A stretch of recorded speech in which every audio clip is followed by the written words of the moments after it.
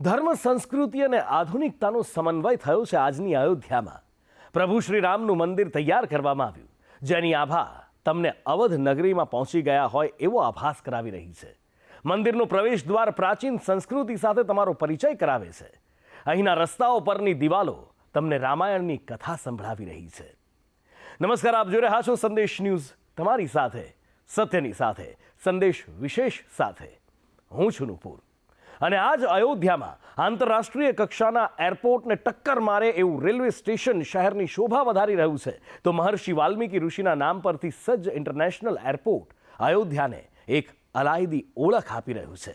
આ છે 21મી સદીનું ત્રેતાયુગનું દર્શન કરાવતું અયોધ્યા. અવધ નગરીના આંગણે રૂડો અવસર, સજાવાઈ પ્રભુ શ્રી રામની નગરી. યુગ બદલાયા, સદીઓ વીતી, જેની વાટમાં પ્રભુ શ્રી રામ પધારશે જ્યારે અયોધ્યા ધામમાં. અવધથી અયોધ્યા નગરી સુધીની છે આ સફર. ત્રેતાયુગમાં શ્રી હરિવિષ્ણુએ પ્રભુ શ્રી રામ સ્વરૂપે ધરતી પર માનવ અવતાર લીધો. અવધ નગરીમાં તેમનો ઉછેર થયો.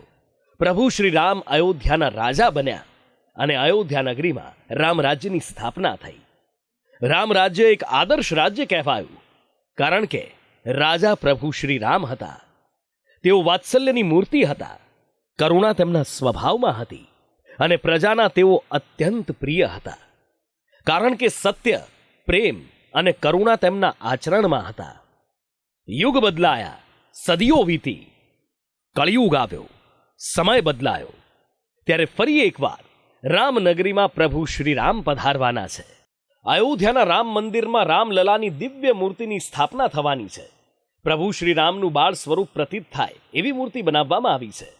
અહીંયા પ્રભુ શ્રી રામની એક નહીં પણ 3 મૂર્તિઓ બનાવવામાં આવી. આ 3 મૂર્તિમાંથી એક મૂર્તિની પસંદગી કરવામાં આવી છે. મંદિર નિર્માણ સમિતિ અને રામ મંદિર ટ્રસ્ટની બેઠકમાં મૂર્તિની પસંદગી કરી લેવાઈ છે. રામ મંદિર નિર્માણ સમિતિના અધ્યક્ષ નૃપેન્દ્ર મિશ્રા સહિત ટ્રસ્ટ સમિતિના અન્ય સભ્યોએ મૂર્તિ નિહાળી. જે મૂર્તિમાં પ્રભુ શ્રી રામનું સૌથી અનન્ય, અદ્વિતીય, અવિસ્મરણીય અને દિવ્ય રૂપ પ્રતીત થયું, એ મૂર્તિની પસંદગી કરવામાં આવી. હવે પસંદગી પામેલી એ મૂર્તિ મંદિરમાં સ્થાપિત થશે. કઈ મૂર્તિની પસંદગી કરવામાં આવી છે એની આધિકારિક જાણકારી 5 જાન્યુઆરીએ આપવામાં આવશે. 7 મહિનાથી આ 3 મૂર્તિઓનું નિર્માણ કાર્ય ચાલી રહ્યું હતું. પગની આંગળીથી લઈ કપાળ સુધીની આ મૂર્તિની ઊંચાઈ 51 ઇંચની રહેશે. બાળ સ્વરૂપમાં તૈયાર કરાયેલી આ મૂર્તિને મંદિરમાં કમળના ફૂલ આકારમાં તૈયાર થયેલા આસન પર વિરાજિત કરવામાં આવશે.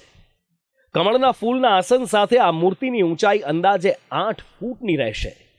ત્યારબાદ 22 જાન્યુઆરીએ વડાપ્રધાન નરેન્દ્ર મોદીની ઉપસ્થિતિમાં પ્રભુ શ્રી રામની મૂર્તિની પ્રાણ પ્રતિષ્ઠા કરવામાં આવશે. બાળ સ્વરૂપમાં રામલલાની મૂર્તિને સ્થાપિત કરવામાં આવશે. એવું મનાઈ રહ્યું છે કે પ્રભુ શ્રી રામની આ મૂર્તિ દુનિયાની સૌથી અનોખી અને સૌથી સુંદર મૂર્તિ હશે. 22 જાન્યુઆરીએ યોજાનારા પ્રાણ પ્રતિષ્ઠા મહોત્સવ માટેની તૈયારીઓ પૂરજોશમાં ચાલી રહી છે. કાશીના ધાર્મિક વિદ્વાનો પણ પ્રાણ પ્રતિષ્ઠા મહોત્સવમાં પૂજા કરવાના છે. અહીં કાશીના જ્યોતિષીઓએ પૂજા માટે સમય પણ નિર્ધારિત કરી દીધો છે. કાશીના કુશળ કારીગરોએ પ્રાણ પ્રતિષ્ઠા મહોત્સવ માટે સંબંધિત સાધનો પણ તૈયાર કર્યા છે. આ સાધનોમાં 5 યજ્ઞપત્રો, અરણી મંથન, 4 ગદા, ચક્ર, કમળ અને શંખનો સમાવેશ થાય છે. યજ્ઞપાત્રના કુલ 10 સેટ તૈયાર કરવામાં આવ્યા છે અને આ દરેક સેટમાં આ 5 વસ્તુઓ સમાવિષ્ટ છે. ઘી ચડાવવા માટે શ્રુવા, પૂર્ણાહુતિ માટે સુરાચી, પાણીના વાસણ માટે પ્રણીતા, ઘીના વાસણ માટે પ્રોક્ષણી અને વેદના લેખન વાંચન માટે ખડગને દરેક સેટમાં સમાવિષ્ટ કરવામાં આવ્યા છે. શંખ, ચક્ર, ગદાને પદ્મ મંડપ પર મૂકવાની તૈયારી કરવામાં આવી રહી છે.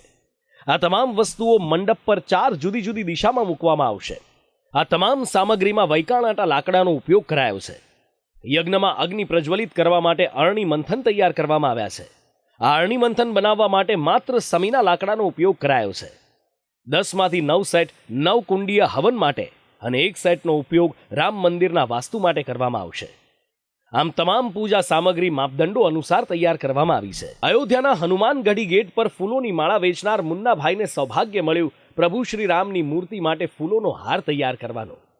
મુન્નાભાઈની 3 પેઢી અયોધ્યામાં ફૂલોના વ્યવસાય સાથે સંકળાયેલી છે. મુન્નાભાઈ 365 દિવસ સુધી પૂજા માટેના ફૂલો રામ મંદિરમાં પહોંચાડતા આવ્યા છે. ત્યારે સંદેશ ન્યૂઝની ટીમ સમક્ષ મુન્નાભાઈએ પોતાને મળેલા સૌભાગ્ય પર ખુશી વ્યક્ત કરી. जिस दिन 22 जनवरी को भगवान का प्राण प्रतिष्ठा होगा उस दिन भगवान के लिए माला फूल दिया जाएगा। इसमें 12 माला छोटी लगेगी, एक माला बड़ी लगेगी जो श्रृंगार होता है। ये डेली का काम हमारा है जो वहाँ फूल माला हम देने जाते हैं। तो ये आप ही को क्यों चुना गया? मतलब क्या प्रशासन की तरफ से आपका आया या क्यों मतलब आपको चुना गया? ये प्रशासन नहीं, हमारे वहाँ 3 पीढ़ी से फूल माला जा रहा है। हम लोग यहाँ सरकारी है। जी हाँ। अच्छा, कब से जा रहा है? आप थोड़ा बताइए घटना की, कब से जा रहा है? क्या रामलला जब टेंट में थे तब से जा रहा है? यहाँ से लगभग 100 वर्ष के ऊपर से जा रहा है। जब भगवान टेंट में तो उससे पहले हमारे बाबा जी फूलमाला देते थे, उसके बाद एक्सपायर हो गए, फिर हमारे पिताजी देते थे। पिताजी 2006 में एक्सपायर होने के बाद तब से हम फूलमाला वहाँ पे मंदिर में दे रहे हैं। અયોધ્યાની મુલાકાત લેનારા રામ ભક્તોને જાણે રામનગરીની મુલાકાત લીધી હોય એવી અનુભૂતિ થાય તેનું પણ સંપૂર્ણપણે ધ્યાન રાખવામાં આવ્યું છે. રામલલાની પ્રાણ પ્રતિષ્ઠા થવા જઈ રહી છે અને અયોધ્યા રામમય બની ગઈ છે. અવધ નગરીને ત્રેતા યુગની થીમ પર શણગારવામાં આવી છે. રસ્તાના કિનારે જે સૂર્યસ્તંભ સ્થાપિત કરવામાં આવ્યા છે એ ભગવાન શ્રીરામના સૂર્યવંશી હોવાનું દર્શાવે છે. ધર્મપથની દિવાલો રામાયણ કાળની સાક્ષી પૂરે છે. આ દિવાલો પર કંડારવામાં આવેલી ટેરાકોટાની ઝીણી કલાકૃતિઓ અવધ નગરીની મુલાકાત લેનારને ત્રેતા યુગની યાદ અપાવશે. અયોધ્યામાં તમામ સ્થળે સફાઈ કામગીરી પૂરજોશમાં ચાલી રહી છે. દિવાલો ઉપર સુંદર ચિત્રકામ થઈ રહ્યા છે. મન મોહી લે એવા ભગવાનના ચિત્રો દિવાલ પર સજી રહ્યા છે. ભગવાન પુષ્પક વિમાનમાં બેઠા હોય એવા ચિત્રો પણ બનાવવામાં આવ્યા છે. આ ચિત્રોમાં રામાયણના જુદા જુદા પ્રસંગો આલેખવામાં આવ્યા છે. પ્રભુ શ્રી રામ, માતા સીતા અને લક્ષ્મણજીના ચિત્રો તૈયાર કરવામાં આવ્યા છે. મર્યાદા પુરુષોત્તમ શ્રીરામ 14 વર્ષનો વનવાસ પૂર્ણ કરી રાવણનો વધ કરી અવધ નગરીમાં પરત ફર્યા હતા અને ત્યારે રામનગરીને દીવડાઓથી પ્રજ્વલિત કરાઈ હતી. બસ એ જ રીતે પ્રાણ પ્રતિષ્ઠા મહોત્સવના પર્વમાં પણ રાત્રિના સમયે અયોધ્યા નગરી પ્રજ્વલિત દીવડાઓના પ્રકાશથી ઝળહળી ઉઠશે. બીજી તરફ અયોધ્યામાં મંદિર નિર્માણ માટે જે પથ્થરો વપરાયા છે તેના પોલિશિંગની કામગીરી કરવામાં આવી રહી છે. મોટી સંખ્યામાં મહિલાઓ પોલિશિંગની કામગીરીમાં જોડાઈ ચૂકી છે. આ પથ્થરો પર નાગર શૈલીમાં કોતરણી કરવામાં આવી છે. ये हम लोगों को 1.5 साल हो गया यहाँ पर काम करते हुए और यहाँ पर 25 महिलाएं काम कर रही हैं। 25 महिलाएं काम कर रही हैं। अच्छा, और सभी महिलाएं ये पत्थर घिसने काम करती हैं? जी, सभी महिलाएं पत्थर घिसने का काम करती हैं। क्या करना होता है इसमें, क्या काम होता है? इसमें ये जो पत्थर काला पड़ गया इसकी सफाई का काम चल रहा है। उसमें जो कोने कोने पे ये जो काला पड़ आ गया इसको हम लोग पत्थर से मतलब साफ करते हैं। अच्छा, और क्यों काला पड़ गया है? ये बारिश की वजह से और धूल के धूप की वजह से लंबे समय से रखा हुआ इसी वजह से ये काला पड़ गया है. આપણને આમાંથી લક્ષી બહુ સારી દેખાય છે આ પથ્થરમાં. એના આઈટમ માટે આ પથ્થર પાસ કર્યો है. अच्छा, लेकिन ये जो पत्थरों पे देख रहा हूँ कि काफी डिजाइन उकेरे गए हैं, तो ये कैसे डिसाइड होता है कि इसी टाइप का डिजाइन है? सब पत्थरों पे एक ही टाइप के डिजाइन? સૌપૂરે નકશો જે બનાવીને મોકલે એના હિસાબે અમે કામ કરાવીએ. એના હિસાબે આ કામ થાય છે. અને 25-30 વર્ષથી આ પથ્થર પડ્યા હતા, કાળા થઈ ગયા હતા, એને ઘસીને સાફ કરે છે. ये काफी जैसे गंदे भी हो गए हैं बरसात और धूप. 25-30 વર્ષથી પડ્યા હતા એટલે આની ઉપર પાણી પડે ને વરસાદ ધૂળ ઉડે એટલે કાળા થઈ જાય. अच्छा, एक और चीज़ थोड़ा सा बता दीजिए कि जैसे ये पत्थर पूरा चौकोर डिजाइन किया गया है, बीच में ये गड्ढा किया गया है, तो ये कौन सा हिस्सा है? નીચે કુંભી છે, થાંભલો. આની ઉપર થાંભલો ઊભો થાય છે. આની ઉપર થાંભલો ઊભો થવાનો. આ કુંભ નીચેનો હિસ્સો છે. આની અંદર 4 મૂર્તિ છે. 4 હાથ જે ખાલી જગ્યા છે એમાં મૂર્તિ બનશે. ન માત્ર અયોધ્યા પણ ઉત્તર પ્રદેશમાં રામ ભક્તો પ્રાણ પ્રતિષ્ઠા મહોત્સવમાં પોતાનું યોગદાન આપવા ઉત્સાહિત છે. ઉત્તર પ્રદેશના મુરાદાબાદમાં કારીગરોએ બ્રાસમાંથી શ્રીરામની મૂર્તિઓ બનાવી છે. આ મૂર્તિઓનું વેચાણ કરી તેઓ આજીવિકા તો મેળવી જ રહ્યા છે પણ પોતાને ધન્ય પણ ગણી રહ્યા છે.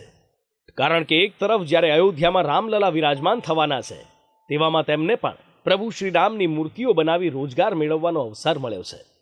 ગ્રાહકો પણ દુકાનમાંથી પ્રભુ શ્રીરામની મૂર્તિઓ લઈ રામ મંદિરની પ્રતિકૃતિઓ લઈ ખુશી અનુભવી રહ્યા છે.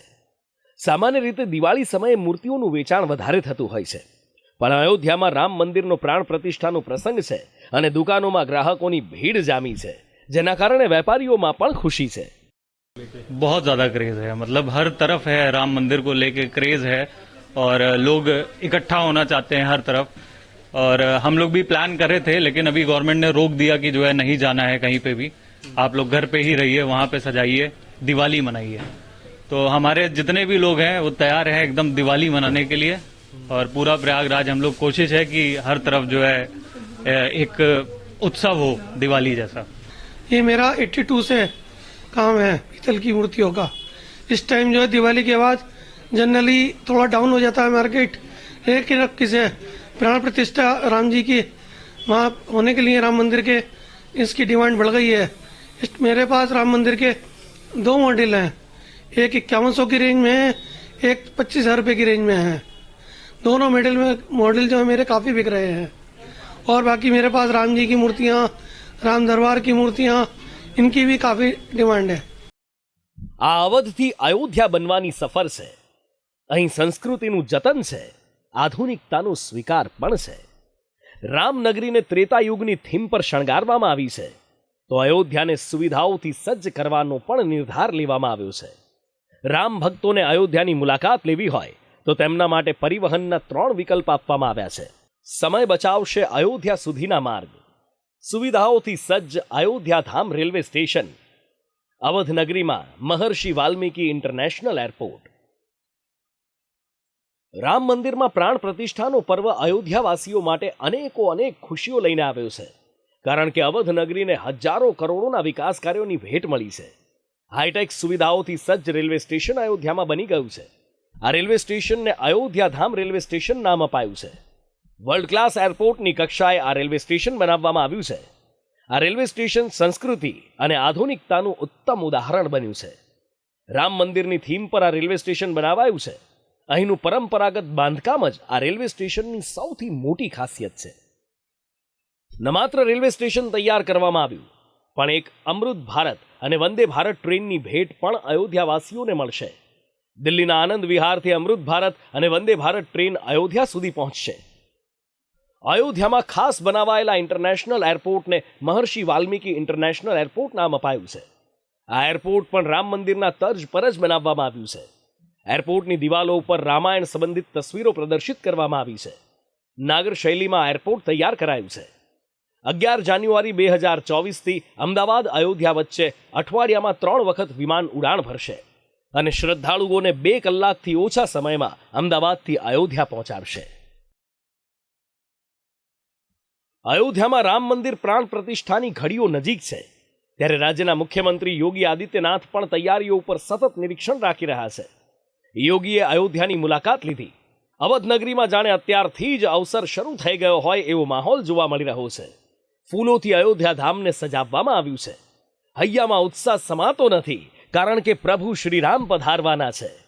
અયોધ્યા ધામ રામનગરી બની ગઈ છે અને હવે બસ રામલલા વિરાજમાન થાય એ ઘડીની આતુરતાથી રાહ જોવાઈ રહી છે. બ્યુરો રિપોર્ટ, સંદેશ ન્યૂઝ.